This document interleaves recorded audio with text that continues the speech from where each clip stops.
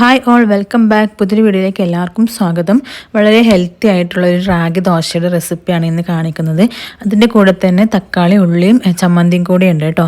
അപ്പോൾ നമുക്ക് ഈ ദോശ എങ്ങനെയാണ് ഉണ്ടാക്കുന്നതെന്ന് നോക്കാം. അപ്പോൾ അതിന് വേണ്ടി ഞാനിവിടെ ഒരു കപ്പ് റാഗിയും ഒരു 1/4 കപ്പോളം പച്ചരിയും കുതിർത്ത് വെച്ചതാണ്. ഇത് ഒരു 6-7 മണിക്കൂറെങ്കിലും നമുക്കിത് കുതിർത്ത് വെക്കണം. അതിൻ്റെ കൂടെ ഒരു പിടി തേങ്ങ, 2 ചെറിയ പീസ് ഇഞ്ചിയും പിന്നെ ഒരു ചെറിയ കഷ്ണം സവാളയും 2 പച്ചമുളകും കൂടി എടുത്തിട്ടുണ്ട്.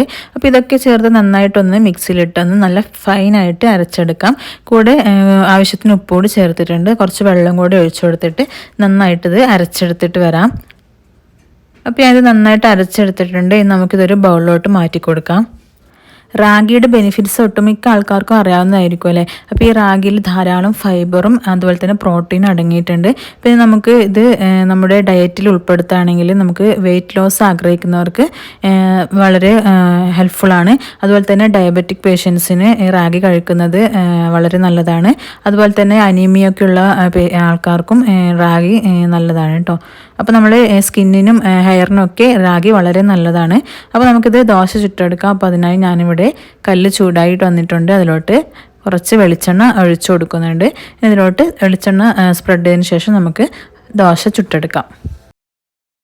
നമ്മൾ ചെറിയ കുട്ടികൾക്കൊക്കെ റാഗിയുടെ കുറുക്കൊക്കെ ഉണ്ടാക്കി കൊടുക്കാറുണ്ടല്ലോ. അപ്പോൾ അത് എങ്ങനെയാണ്, പിന്നെ നമ്മൾ പാലിലോ അല്ലെങ്കിൽ തേങ്ങാപ്പാലിലോ ഈ റാഗിയുടെ പാല് പിഴിഞ്ഞെടുത്തിട്ട് അതിലേക്ക് കൽക്കഷ്ണവും പഞ്ചസാരയോ ഒക്കെ ചേർത്ത് കൊടുത്തിട്ട് അത് നന്നായി കുറുക്കിയെടുക്കും. അതിന് ശേഷം നമ്മൾ കുട്ടികൾക്ക് കൊടുക്കും. കുട്ടികൾ പറയുമ്പോൾ ചെറിയ അരി ആഹാരം കഴിക്കാത്ത കുട്ടികൾ, 6 മാസമൊക്കെ പ്രായമായ കുട്ടികൾക്കൊക്കെ നമ്മളങ്ങനെ കൊടുക്കാറുണ്ടല്ലോ. അപ്പോൾ ഞാനും അങ്ങനെ കൊടുത്തിട്ടുണ്ട്. നമ്മൾ ഇതുപോലെ തന്നെ റാഗി ഇങ്ങനെ കുറുക്കൊക്കെ കൊടുത്തിട്ടുണ്ട് കേട്ടോ. അത് നമ്മൾ കുട്ടികൾക്ക് വളരെ നല്ലതാണ്.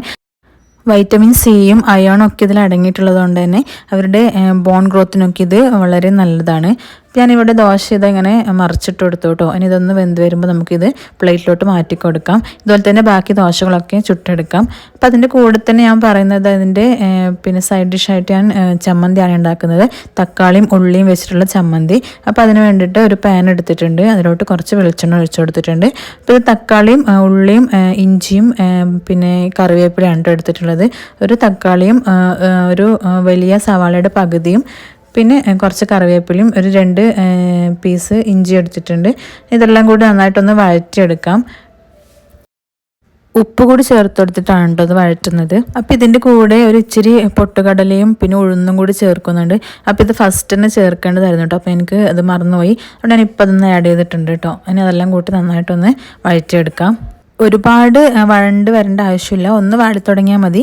ഇനി ഇതിലോട്ട് പൊടികൾ ചേർത്ത് കൊടുക്കണം. അതിനായിട്ട് ഒരു 1/4 സ്പൂണോളം മഞ്ഞൾപ്പൊടിയും ഒരു 1/2 സ്പൂണോളം മുളക് പൊടിയും മാത്രമാണ് ചേർക്കുന്നത്.